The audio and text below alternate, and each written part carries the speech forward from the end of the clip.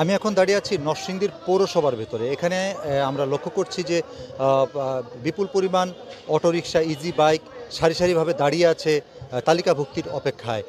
এখন তালিকাভুক্তির কাজ চলছে।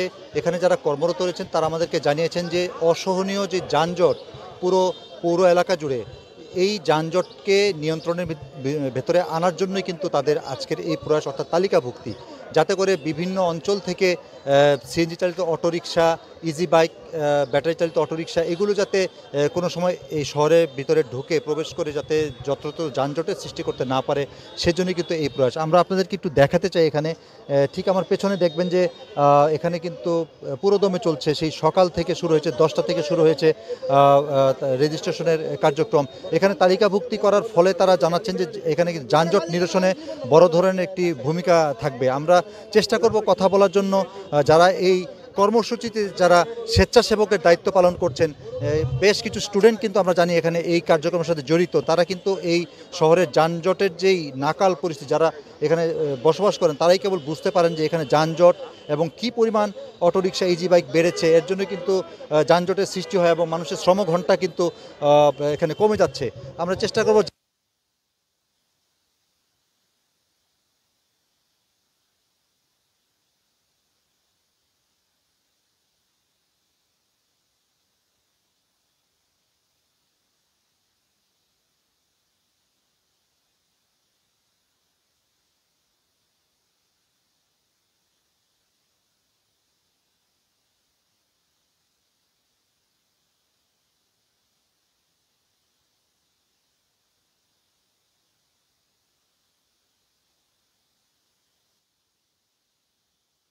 এখানে আরেকজন, আমরা আরও জানার চেষ্টা করব যে কি কি কার্যক্রম, এই যে আজকে আপনাদের যেই নিবন্ধন চলছে, এটা কি কি প্রক্রিয়ার মাধ্যমে আপনারা করছেন?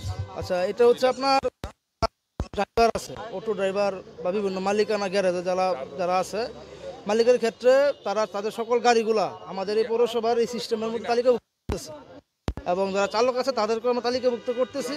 কারণ ধরেন অদূর ভবিষ্যতে যারা আমরা পুরো সেটাকে একটা সিস্টেমের মধ্যে আনতে চাচ্ছি, যে যে ধরেন প্রত্যেকটা অটো পৌর শহরে কিন্তু বাইরে থেকে অনেক অটো বা রিক্সা চলাচল করে, তাদেরকে আমরা একটু আলাদা করব যে পৌর শহরের কতগুলো আছে, বাইরের কতগুলো আছে। তো টোটাল বিষয়টা, আচ্ছা, আমরা আপাতত তাদেরকে হচ্ছে একটা স্টিকার দিচ্ছি এবং সাথে একটা টোকেন তারা পাচ্ছে, যেখানে হচ্ছে তাদের এই নাম্বারটা, এই যে এরকম একটা টোকেন পাচ্ছে, এখানে তাদের এই স্টিকারের নাম্বারটা লেখা থাকে। এই মানে হচ্ছে এটা পরিচিতি বহন করতেছে, সে আমাদের তালিকাভুক্ত হয়েছে।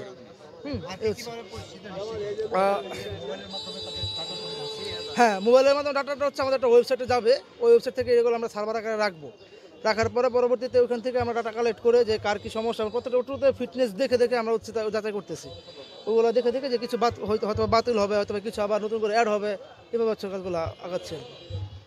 যেমনটি এখানে যারা দায়িত্বপ্রাপ্ত রয়েছেন তারা আমাদেরকে জানাচ্ছেন যে মূলত যানজট নিরসন সহ যে পরিমাণ অটোরিকশা বেড়েছে সেগুলোকে নিয়ন্ত্রণ করার জন্য মূলত এই কার্যক্রম। এবং তারা জানিয়েছেন গতকাল অর্থাৎ 15ই নভেম্বর শুরু হওয়া এই কার্যক্রম কিন্তু আগামী 24 নভেম্বর পর্যন্ত বজায় থাকবে। এবং আরেকটি তথ্য আপনাদেরকে জানিয়ে রাখতে চাই, এই কার্যক্রম কিন্তু প্রতিদিন সকাল 10টা থেকে রাত 8টা পর্যন্ত বলবৎ থাকবে। এবং তারা জানিয়েছেন, যারা আয়োজক তারা জানিয়েছেন যারা নিবন্ধনের বাকি রয়েছেন তারা যেন দ্রুত এসে তাদের নিবন্ধন বা তালিকাভুক্তিটা করে যান, যাতে করে পরবর্তীতে কোনো ধরনের আইনি জটিলতার সম্মুখীন তারা না হন। আমরা কিন্তু আপনাদেরকে আরেকটু ঘুরিয়ে দেখাতে চাই যে এখানে কিন্তু নিবন্ধনের অপেক্ষায় রয়েছে অনেকগুলো ইজি বাইক, অটোরিকশা। তারা কিন্তু এখানে এসে নিবন্ধনের জন্য যেই ঘোষণা দেওয়া হয়েছিল সেগুলোতে কিন্তু তারা সাড়া দিয়েছেন এবং এর ফলশ্রুতিতে কিন্তু অনেকেই এখন উপস্থিত আছেন এখানে। আমরা কয়েকজন চালকের সাথেও কথা বলার চেষ্টা করব যে ওনারা আজকে এখানে কেন এসেছেন এবং কী করতেছেন আপনারা। আমরা এখানে কাঠ দিতেছে, পৌরসভাতে কাঠ দিতেছে, আমরা কাঠ নিতে আসছি।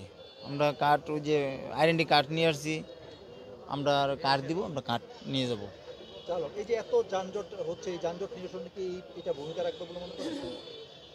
যানজট যদি মনে করেন যে কাঠ যারা করে যদি শুধু খালি তারাই চালাতো হলে এত যানজট হইতো না। আর যদি কাঠ নিয়েও দেখা যাচ্ছে বাইরের গাড়িও এটার ভিতরে আসে, তাহলে তো ওই যানজট হইবই।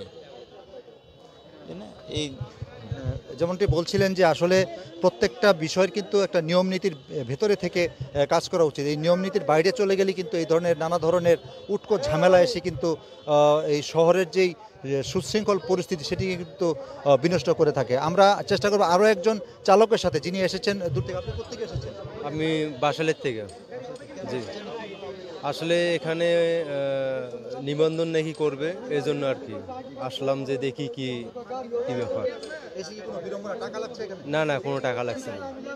না, এখানে কোনো টাকা পয়সা লাগতেছে না বর্তমানে, মানে আইডি কার্ড দিলে আর কি তারা করিয়ে দিতেছে, এতটুকু।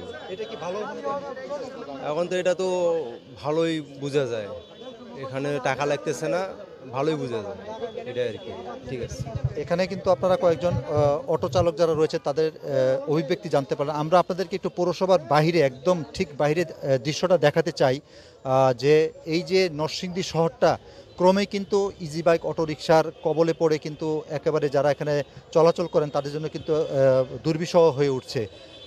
এখানে যারা যাত্রী রয়েছেন তারা আমাদেরকে জানিয়েছেন যে প্রতিনিয়ত কিন্তু তাদের এখানে যানজটের কারণে তাদের শ্রমঘণ্টা এবং যেখানে তারা যেই সময় উপস্থিত হওয়ার কথা সে সময়ে কিন্তু তারা উপস্থিত হতে পারছেন না। আমরা আপনাদেরকে দেখাতে চাই যে কি পরিমাণ যানজট প্রতিনিয়ত কিন্তু এই পৌরসভার মোড় থেকে শুরু করে প্রতিটি সড়কে এই যানজটের সৃষ্টি হয়ে থাকে এবং এর মূল কারণ হচ্ছে প্রচুর পরিমাণে ইজি বাইকের উপস্থিতি। এবং এখানে আরেকটি বিষয় জানিয়ে রাখতে চাই, প্রতিনিয়ত কিন্তু এই সমস্ত ইজি বাইক থেকে দুর্ঘটনায় পতিত হয়ে থাকে এবং এই দুর্ঘটনা অনেকে কিন্তু আহত হয়ে যান এবং অনেক সময় বিভিন্ন জায়গায় আমরা খবর পাই নিহত হন, কেননা তাদের কোনো প্রশিক্ষণ নেই তারা কিভাবে এটি চালাবেন এবং কি নিয়ম মেনে চলবেন। বিআরটি এর যে একটি নিয়ম আছে এগুলো মানে বাইক চালানোর জন্য, তাদের কিন্তু সেই ন্যূনতম সেই প্রশিক্ষণটি না থাকার কারণে কিন্তু অনেক সময় দুর্ঘটনায় পতিত হয়ে কিন্তু যারা যাত্রী সাধারণ আছে তারা অপূরণীয় ক্ষয়ক্ষতির শিকার হয়ে থাকেন। আপনারা দেখছেন যে কোনো কিন্তু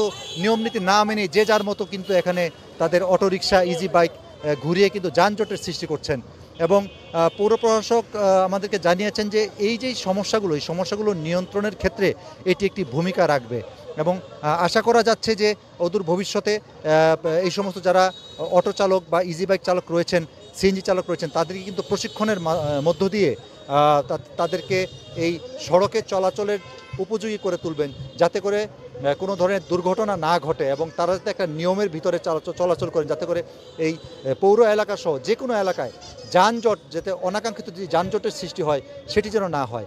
তো পৌরসভার মোড় থেকে যেই কার্যক্রম শুরু হয়েছে সেটি কিন্তু নরসিংদীর আরও শহরের 5টি জায়গা থেকে কিন্তু এই কার্যক্রম অব্যাহত রয়েছে এবং এই কার্যক্রমের ফলে মোটামুটি যানজট কিছুটা নিরসনে আসতে পারে বলে মনে করছেন স্থানীয়রা।